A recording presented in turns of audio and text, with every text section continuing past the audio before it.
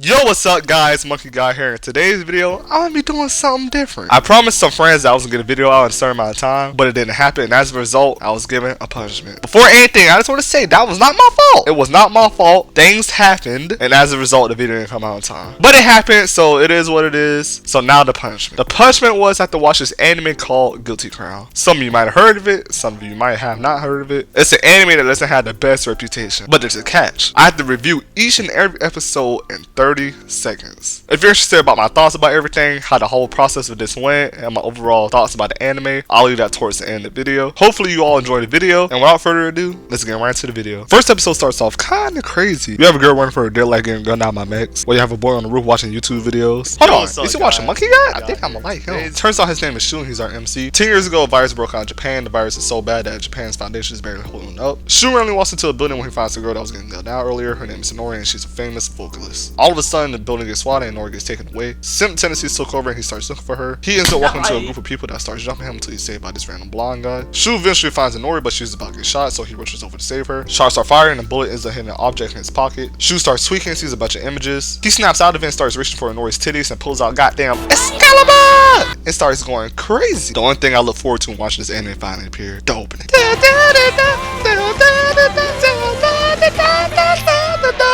Ooh, the opening is fire! Y'all cannot tell me otherwise. Shu continues to go crazy with Excalibur for a bit before it returns back to Nori. The blonde guy named Guy tells Shu to get Nori and meet him on top of a roof. There, Guy informs Shu when the object got shot, he obtained the King's power, which allows him to draw out the power hidden within people and convert into these things called voids. After explaining, they head down to rescue hostages, captured by the antibodies. A government group that has the authority to take out anyone that's affected by the virus, but they abuse this power to kill whoever they please. As they proceed to wipe out like 20 people for no reason at all. They do not play in this anime, god damn. Shu and Nori and Guy's army take out the antibodies and successfully release the hostages. Guy is revealed to be the leader of a terrorist group called Funeral Parlor, and Nori transferred to Shu's school. Shu gets in his feelings because someone in his class called him a moron. See, I'm starting to hate this man because he's always crying about something. I'm getting Deku flashbacks. Please not again. Please, anything but that, please. Guy tells Shu that someone from the school saw the hostage incident. This person needs to be captured because someone saw all their faces. Guy somehow has the ability to look at people's voids. He so happens to spot their void, but not their face. Guy tells them the shape of the person's void, but they have to figure out who it is. So Shu just goes around school pulling out people's voids until he finds the right one he's looking for. More info on voids. When Shu pulls out a person's voids, they lose their memories surrounding the event. And voids are described to be the shape of people's hearts. Trying to be Persona so bad. I know.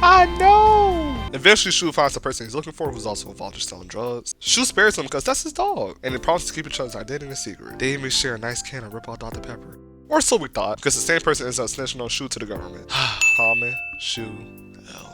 After getting ratted out, Shu gets locked up and interrogated by the director of the government. Funeral Parlor finds out about this and sends a video to the government saying they're going to get Shu back in blood. The director of the government is walking Shu around and is gaslighting him to believe that Funeral Parlor is really the bad guy, it's not them. He even shows Shu that they've been taking care of patients who had the later stages of the virus. Guy and Funeral Parlor finally pulls up and now they're going at it with the government. Shu out there bobbing and weaving until he finally gets to Nori and pulls out Excalibur!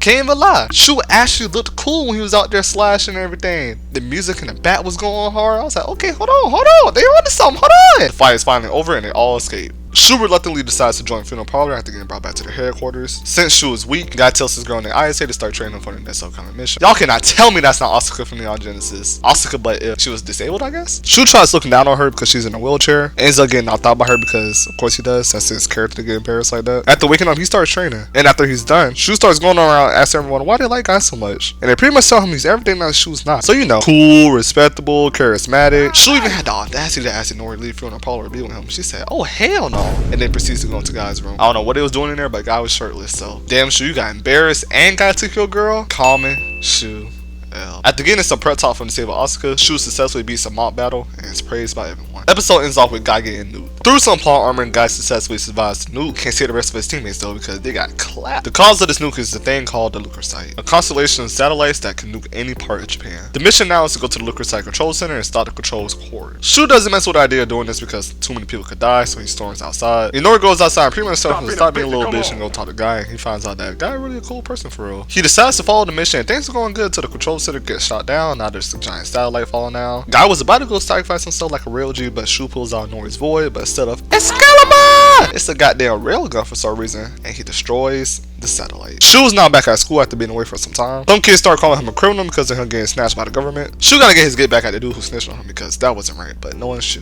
he won't. The class president ends up standing up for him, so now everyone cool with him again. We get introduced to Shu's mom, and yeah, she pretty much just walks around drunk and half naked. I think we need to move Lonzo. That ain't no problem. Huh? That ain't no problem. Funeral parlors running a little low on cash money, so they need a business partner. Luckily, Guy knows someone who they can ask, and it's the class president's grandfather because their clan is rich. The clan's having a party on the cruise, so Guy and Shu show up to ask the grandfather, but the government find out about this and starts to attack the ship. Shu uses the class president's shield void to protect the ship and successfully achieve their mission of finding a business partner. Shu and Nori decide to go on a club trip, and while on this trip, he plans to use one of his classmates' voice to infiltrate a government facility. Shu beats with a dude named Shota, the same person whose voice needed for the infiltration mission. Shu doesn't like Shota because he likes Nori too. Another Shu L because Shota is constantly asking Shu if he likes Nori. He said, "No, that's just a friend." But as soon as Shota was about to tell Nori how he feels, this man Shu pops up from some bushes after stalking the two all night to pull out Shota's voice, so he starts his confession. Funeral parlor watched the whole thing and has laughed at how much of a simp he is. Shu ends up getting the void, obviously, and they infiltrate the facility to grab the item that they need. But someone snatched up the item, causes this mission to be like Shu and L. Yahiro, the person who snitched on Shu, returns saying he needs Shu's help. Yahiro's little brother was affected by the virus and he's in the latest stages of the virus, meaning he's about to get clapped very soon. The reason why he snitched on Shu is because the government promised to take care of his little brother, but he's too far gone. After talking for a bit, they get ambushed by the antibodies. Shu pulls out Yahiro's void and he starts going at it with them. Yahiro's little brother's over there making bullshit moaning noises until POP! He gets smacked. The virus all of a sudden starts transferring from the kid to the robot and starts going on a rampage. Shu tries to take it down, but he ends up talking to the brother's subconscious. He's somehow connected to the robot, so he tells Shu to please take him out his misery because he's suffering. If so, Shu does just that. Shu starts to feel the weight of his actions after killing Yahiro's brother. He's constantly reminded of what he did no matter what he does, causing him to tweak out rambling on missions and even at school. Asuka pops up and tries to calm him down, but Shu starts going on about Quentin. Guy even pops up and says, "Nah, we're done talking," and puts a whole pistol to his head talking about, "You gonna keep crying like a little bitch, or you gonna man up and keep going." Y'all already know the answer Shu gave, so they leave him be. Guy and the rest of Funeral Parlor go on the mission to try to recover the rock, which is the island tried to steal before. They find its location on the plane, but they soon discover it's not there. The rock in the true location begins to activate and spreading the virus all over Tokyo, dropping everyone one by one. Oh my god, the only character I care about in this series gets affected, bruh. Guy. The antibodies are the ones that activated the rock, and the plan was to successfully use the rock as a diversion to take out the government's supreme commander so that the chief can fully control the military troops. The antibodies frame Funeral Parlor for the sudden outbreak of the virus. Shu finally mans up and decides to use voice again. He calls upon some friends he can rely on, explains the situation to him, and is now going to the location on the rock with their voice in order to stop the outbreak. Shu gets to the rock where he finds Nori waiting for him, but when he starts approaching her, there's a boy that pops out a portal. He somehow has the same ability as Shu, so he takes out her void and proceeds to slash him, but he is saved by a guy who jumps in and takes his slash instead. The boy takes Nori into a portal and Shu ends up following him. As he follows the boy, Shu starts to remember his past. In this flashback, we see a young Shu and this girl named Mana, Shu's big sister. They find a young guy who's washed up on the shore. Shu questions why he forgot everything, but before he can think any further, he's met by the head of the government. He tells Shu that Nori is being used as a vessel to resurrect Mana, who was the first person ever affected by the virus. With her resurrection, he plans to use her for his second Lost Christmas that will pretty much destroy the world. A couple more flashbacks from the past, then we see that Mana was on an Alabama timing with Shu by trying to kiss and marry him. Guy, Shu, and Mana all go to church, and where Mana tries to make a move on Shu, but he pushes her away, which makes her mad and destroying not only herself, but causing a spreading of the virus, making this the first Lost Christmas. After remembering everything, Shu and Guy start the resurrection, but in the process of doing so, Guy dies. The rock deactivates and everything is over. 2 weeks have passed since the incident and a lot of things have changed. Buildings destroyed, people live in an evacuation site, students transferred to Shu's school, and the giant blockades that the government put up. Hold on, before I go any further, new opening alert!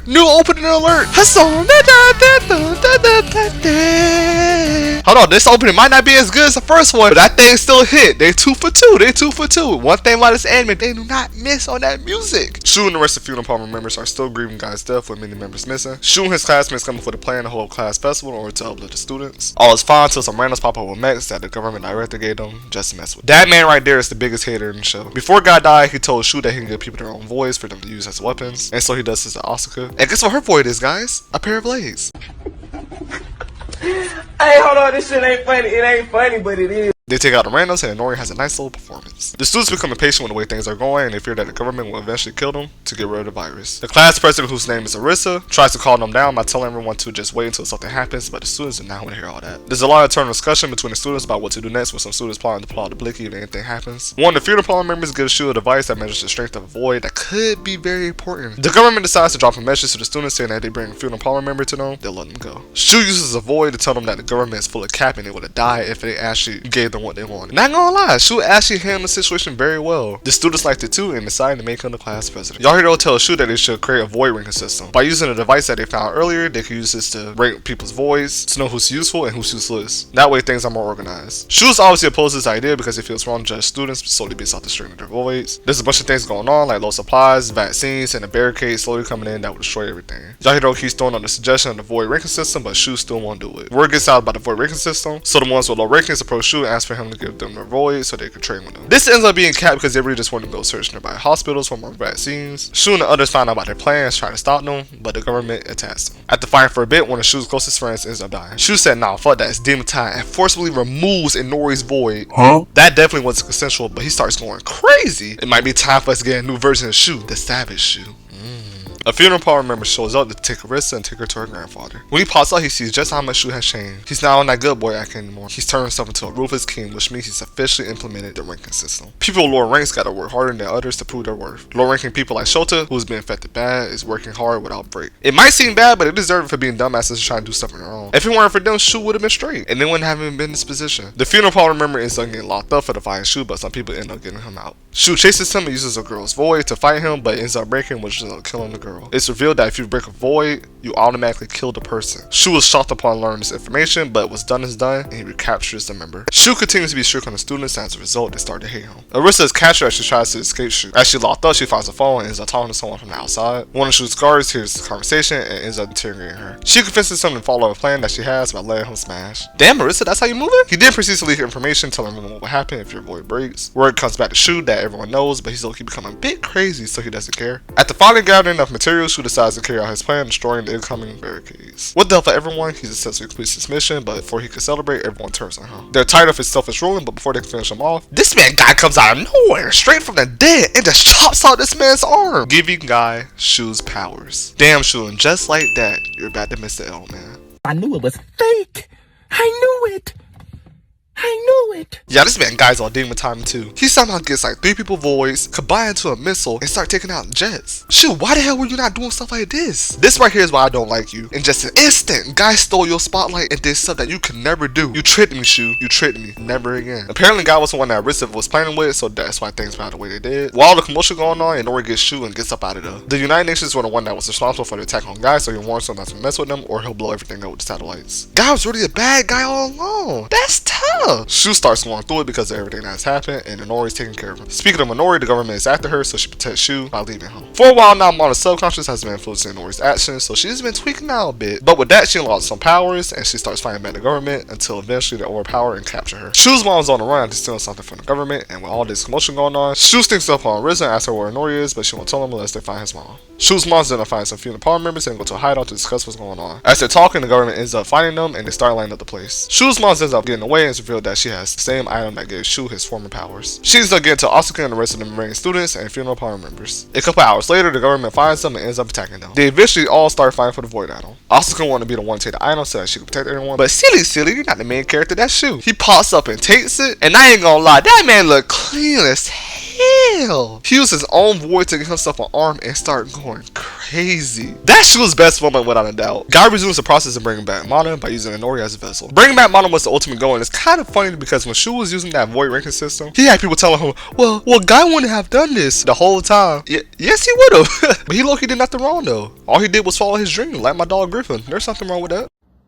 Man, what the fuck is you talking about? What was that? I'm sorry. Guy tells the United Nations that since they're still attacking him, he's just going to use Mana to start the second Christmas and take out everyone. Flashback to before everything, it's revealed that the rock containing the virus came from outer space. Shu's dad was a researcher and was trying to find ways to stop the spreading, but a general in the government got jealous of him and his accomplishments and killed him. Guy and some other kids were used as test subjects to see if they were able to mate with Mana. The experiments were too dangerous, so he escaped, but unfortunately washed up on shore and met Mana anyway. Going back to present day, Shu and everyone else makes up a plan to fight Guy, but before anything, he messed up with everyone for being a little asshole, so he's cool with them again. Shu has done a 180 as a character. He's matured, started carrying himself a lot better, and he's even over here risen on Asuka with no effort whatsoever. Who you feeling like, Shu?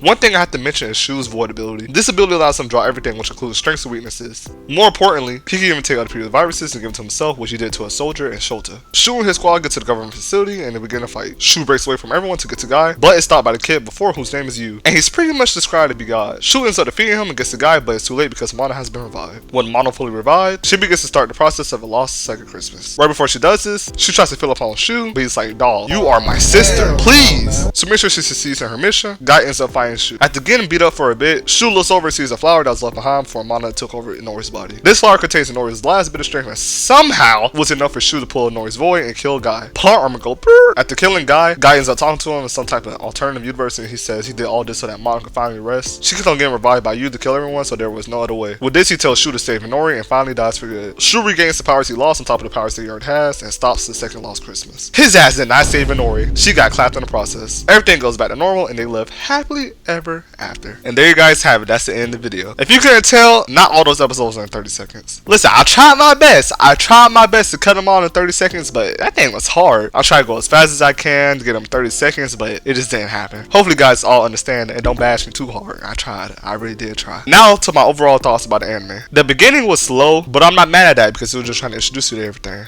The characters, the story, the power system, that's all cool. As the show progresses, it gets better and better. I'm like, okay, here we go, here we go. I like this, I like this. But then that ending hit. I was always told that the end of this anime is bad, terrible, they fumbled, and they were all right. Those last 2 episodes were straight ass. I don't know what they were doing over there, but damn, calm down, hold on. The pacing was so fast. I feel like they rushed through that whole thing in the last 2 episodes. I'm like, damn, they didn't tell you on the end 22 episodes. Y'all could have at least extended this a couple extra episodes. On top of that was plot holes, inconsistencies. It was just a big old mess. I'm pretty sure this is an anime original, so I understand. Most anime originals don't end well, except for, Licorice Recoil and BBL, But most of the time, they don't end well. So I'm not surprised that this anime didn't end well. As for my final rating for this show, I'm gonna give it a cool 6 out of 10. To my one friend who always says that this is a nice little watch, you were correct. It was a nice little watch. That's all I have to say about this anime. If you actually like the whole concept of doing things in 30 seconds, let me know in the comments. But yeah, I'll see you guys in the next one.